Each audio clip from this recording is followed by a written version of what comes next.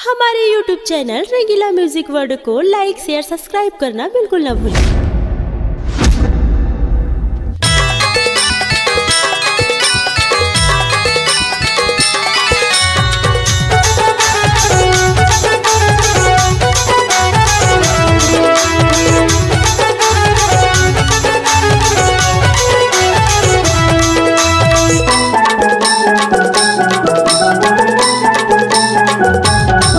तुरे आगो माहे दबंग सतनामी, तोरे पाछू माहे दबंग सतनामी, तोरे आगो माहे दबंग सतनामी, तोरे पाछू माहे दबंग सतनामी।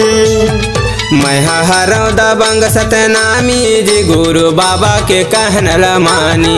मैं हरौ दबंग सतनामी जी गुरु बाबा के कहनल मानी। मैं हरौ दबंग सतनामी जी गुरु बाबा के कहनल मानी। मैं हरौ दबंग सतनामी जी गुरु बाबा के कहनल मानी।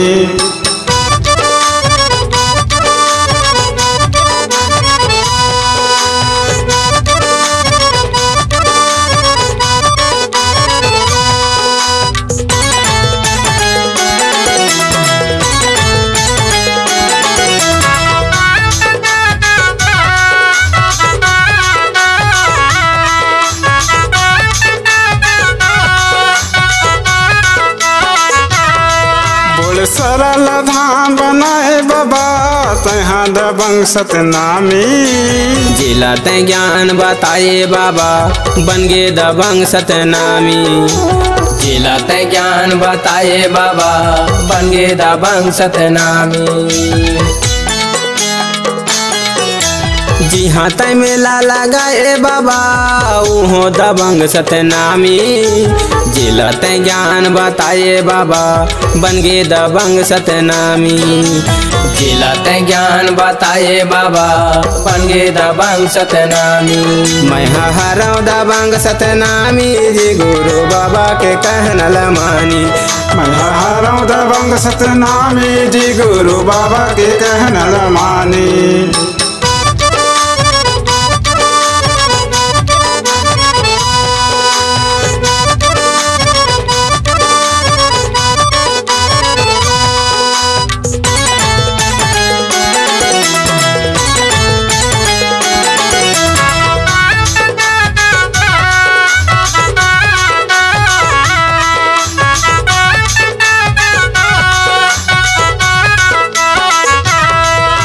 सरल धाम बनाए बाबा तहाँ दबंग सतनामी।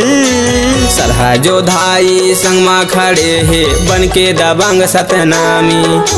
सरहा जो धाई संगमा खड़े है बन के दबंग सतनामी।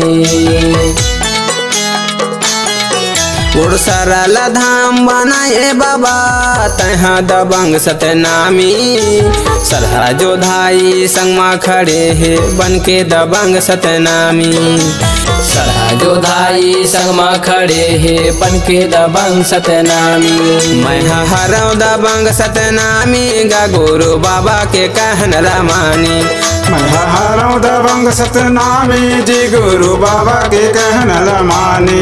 तोरे आगू माहे दबंग सतनामी, तोरे पाछू माहे दबंग सतनामी, तोरे आगू माहे दबंग सतनामी, तोरे पाछू माहे दबंग सतनामी।